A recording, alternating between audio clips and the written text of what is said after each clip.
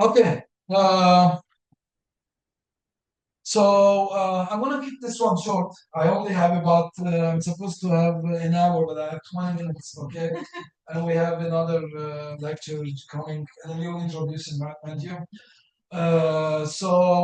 Quick, cutting down an hour lecture into 20 minutes. So let's start. If this works, okay. Some of the implications some of the implications of human action. One important implication, human action leads to what? Survival instinct. You want to act, but you don't want to act in a vacuum. You enter society, you exchange. So a direct implication of human action is exchange. Exchange requires specialization and then trade. Okay, that's what we're going to do later on. Specialization and trade. This is mutually beneficial and it arises naturally in the marketplace. Specialization requires what? A division of labor. We don't want to all produce the same, right? Good, but labor is being divided. Division of labor. Some workers will specialize in the production of apples, some in banana. The deeper the division of labor, the more interconnected we are, the more interdependent we become, right?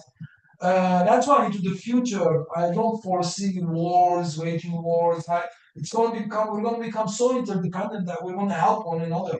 Okay, and the value of land over time is declining. What is increasing? What is the most important human economic variable of our time? Human ingenuity. Land has no value. We're using less land to produce the goods and the services that we are consuming, the food that we're consuming. Hydroponics, vertically rising, right? So we're becoming more effective genetically. We're modifying the trees and the food that we're consuming. So land is less and less valuable.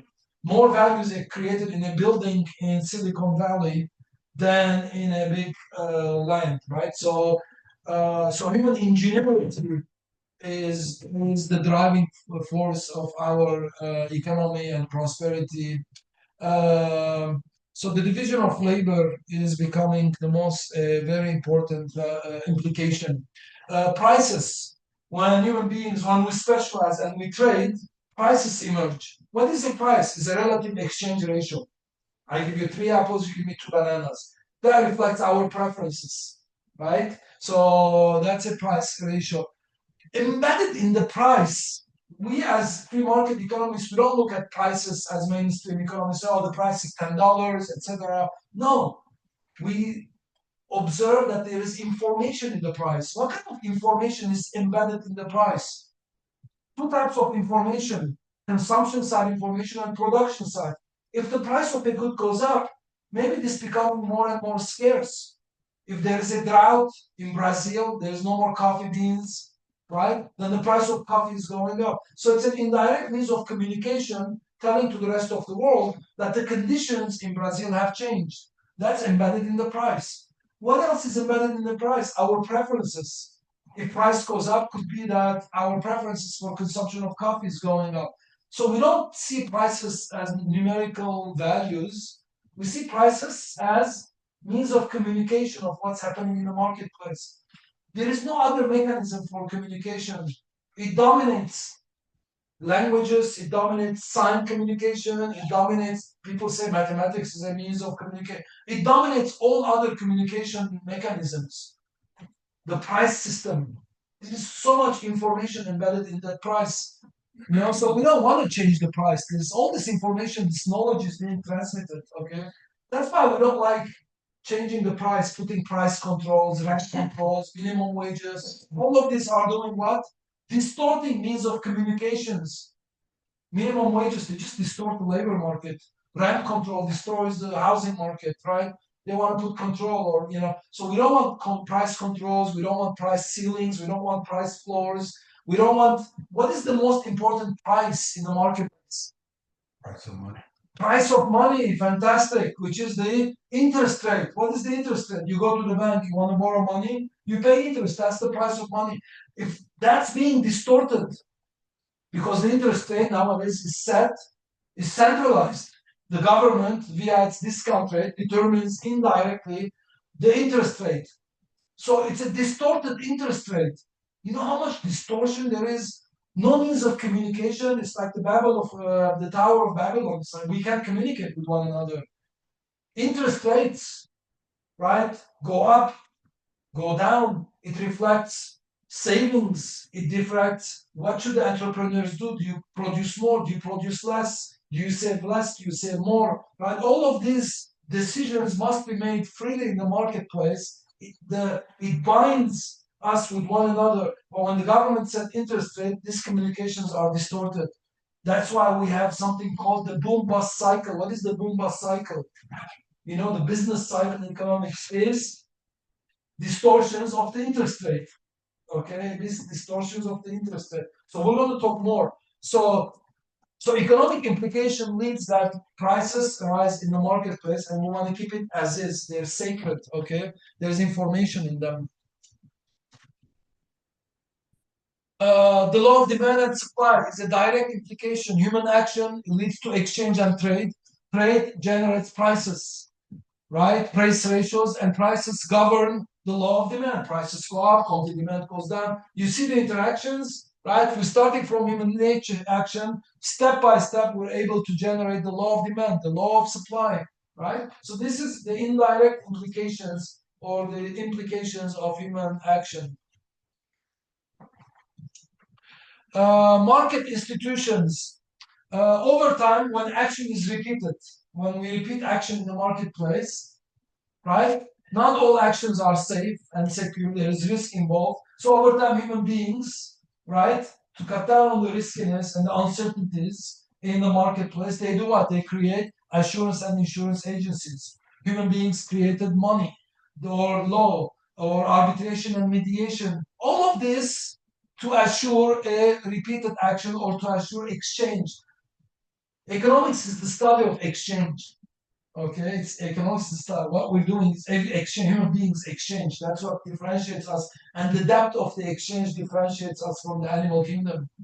They don't have depth. The bees, you know, you have three categories, the queen bee, the drones, the worker bee, the ants. Our depth of division of labor is unlimited. Okay. So so all these institutions, they do what? They validate and facilitate exchange. Human beings are discovering all of this so they can exchange safely. These institutions have developed incrementally, step by step, over time, okay? Incrementally evolving institutions. We're going to come back, dedicate a whole pillar on institutions.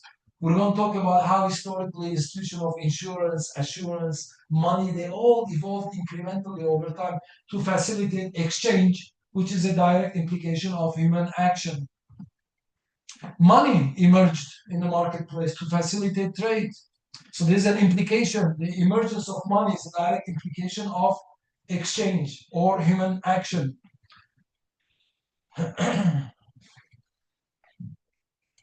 Harmony is created through exchange. Human action leads to harmony, right? Because when you want to specialize and you want to trade, because that's the most gainful to you. Okay, so harmony is created via human exchange. Praxeology, human action generates market norms, tradition, and the value system. We're going to talk about praxeology later on into the course, right? A value system or a ethical or a value or ethical or moral system will emerge in the marketplace via human action. Human action determines what's the norm, what's the tradition, and what's the value system. Okay, I don't want to call it ethical or moral because we'll talk about that. But I'm calling it a value system that emerges because of human action in the marketplace incrementally over time. This emergent order, we call it praxeonomic order.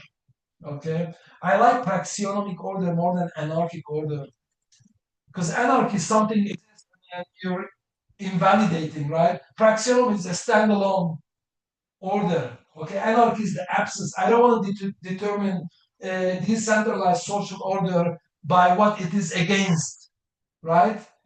So it has its own term. It's called praxeonomic order, which is a decentralized order or anarchic order. So I like the word praxeonomy. Praxis means action, and nomi means a system, a value. Okay, so value, norm, that is emerges in via action.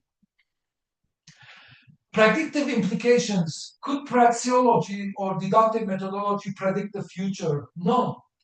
The future is unknown. There are too many variables. I can say forever, axiomatically, that the law of demand will be valid.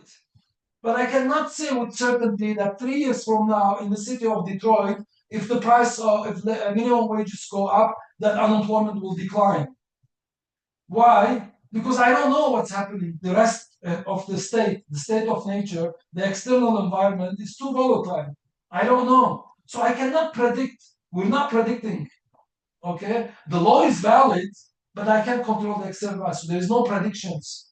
This is important because mainstream economists have claim predictive implications via their invalid, unscientific, inductive methodology. They make predictions about the future. This happened in Detroit 2 years ago. Minimum wages didn't create unemployment. Then they extrapolate. After 2 years, they say, "Oh, if we raise the minimum wages next year, will not create unemployment." Right? They're making predictive implications. You can't control the external environment. The law is valid. We have that. They don't have that. But we're saying we cannot make predictive implications.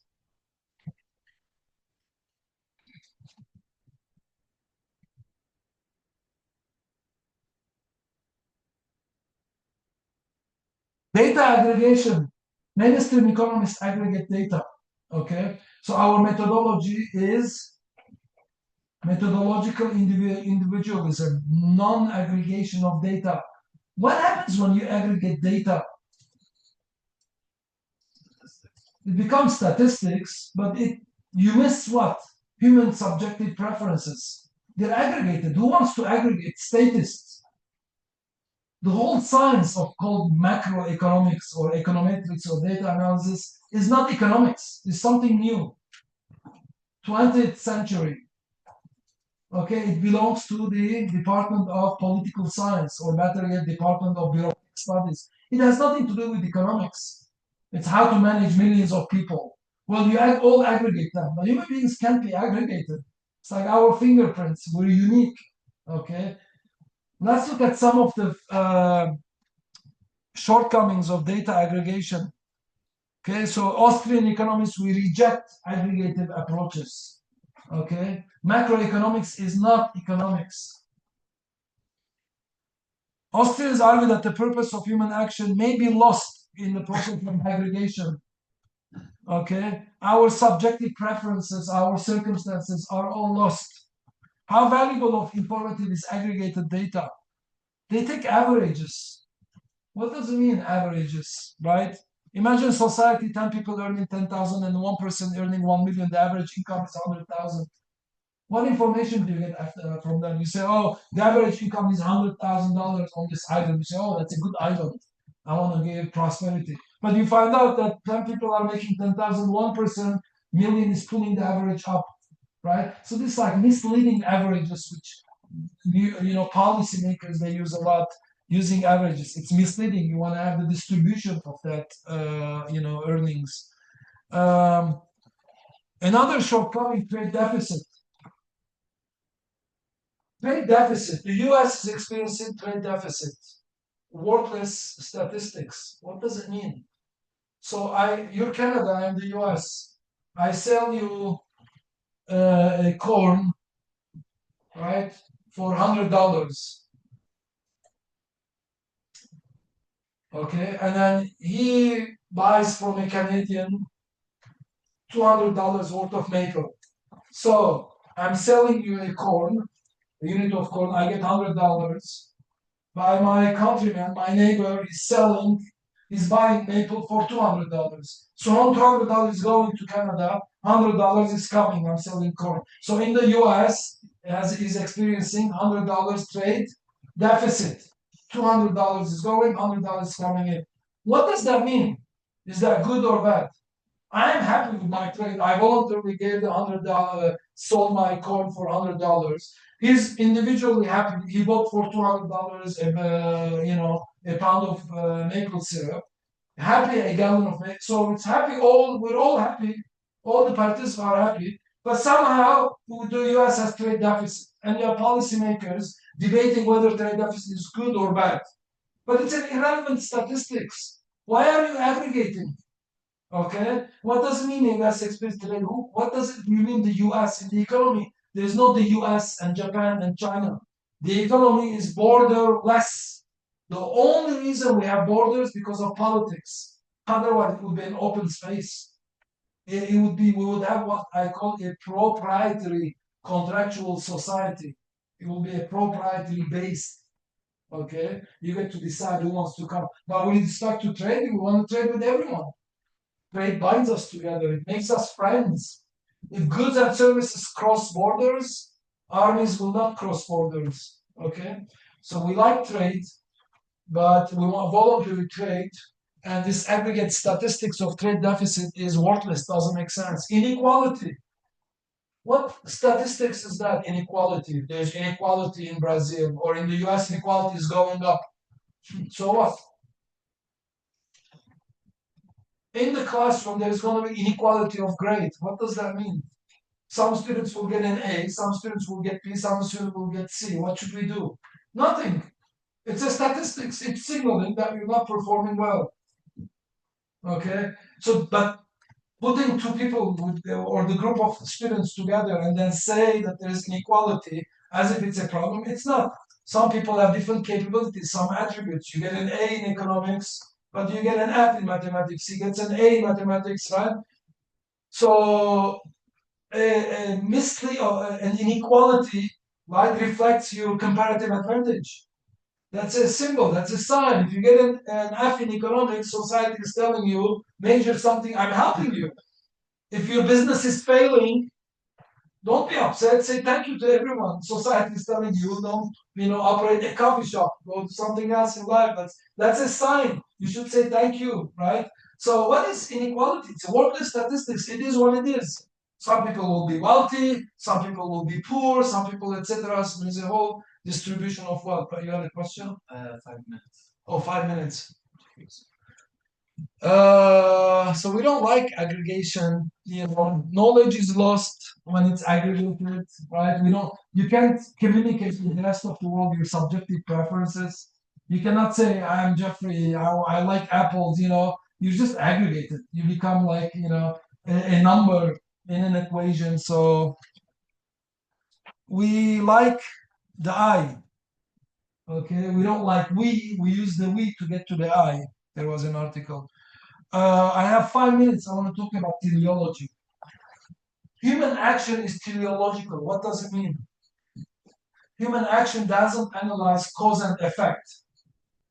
The rain comes down, it fills an underpass, right? Cause and effect. Is that economics? No, because rain doesn't know that it has a purpose. So human action is teleological. So the only way I can analyze human action is for the purposes that it serves. So it's not a deterministic cause-effect. Price goes up, quantity demanded goes down. That's not economics. That's deterministic. Economics is the study of why is the businessman raising the price. Okay, that's teleological. It has a purpose. Price going up, quantity demand going, that's secondary. So the first fundamental question as an economist is a teleological question. Why is the businessman raising the price? Rather than looking at the price goes up, quantity demand goes down. That's mainstream. They put a diagram, they have equilibrium, right? Mechanical, robotic transactions. No, human action is teleological. Why is this important? Teleology focuses on the why of the purpose. Causal, mainstream, demand supply focuses on the how in terms of the process. Okay, how does the rise in the price affect quantity demanded? That's not economics. Economics is you have to go a step back. Why did the businessman raise prices? Purpose oriented versus cause and effect oriented. Why lowering the price? Why raising the price? That's the study of economics.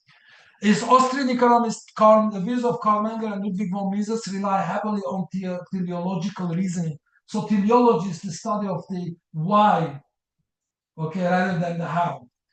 relies heavily on theological reasoning because it is rooted in methodological individualism and praxeology. In this framework, individual purpose and goals in mind, and economic phenomena are explained by the intentions of these actions. David Friedman, Professor David Friedman, was a faculty at the institute. He gave this example for a market failure. He said that there is a small army facing a large army. Small army, large army. Each soldier in the army contemplates. In the small army, I'm thinking, if I fight, I risk dying in the battle. There's a bigger army. I'm a small army, there's a big army. If I run, and the rest of the armies and the rest of the soldiers are fighting, I may survive. Small army, large army. I'm in the small army. I'm thinking, I want to run. I don't want to fight. Well, everyone is thinking the same. We're in the small army. We're facing relatively a certain death. I want to run. He wants to run. Everybody wants to run. Then, according to David Friedman, this is an example of a market failure that people couldn't coordinate their activities. So markets are failing. So we need, an alternative mechanism. Well, what is he missing? What is this example missing? Teleological reasoning. Teleological reasoning. What does teleological reasoning say? We're not investigating cause effect big R. We're investigating why are these soldiers in the small army are at the battlefront in the first place? Why are they there? Right? Teleologically. Well, they are there to do what? To protect their village behind them and their family and their tribe and their houses. There is a reason they're there. Okay? So they won't run away. It's not a market failure. You're there for a reason. And if you're there for no reason and you run, that's also a market equilibrium. That's not a disequilibrium. That's not a market failure because you're motivated by your survival. Of course you run. That's not failing. That's surviving. Okay? A third alternative would be if you're forced to be there, well, the generals know that you may run and they can put a squad behind you. All the runaway soldiers, they get killed. Many armies around the world did that. Okay? So teleological reasoning is completely different than cause and effect. Don't look at, soldiers will run. Like, no. What's the purpose? So those are some of the implications of teleology and things like that. 1 minute? Yeah, I'm done actually. So this is teleology, a little bit more description and discussion, and that's the end. Okay.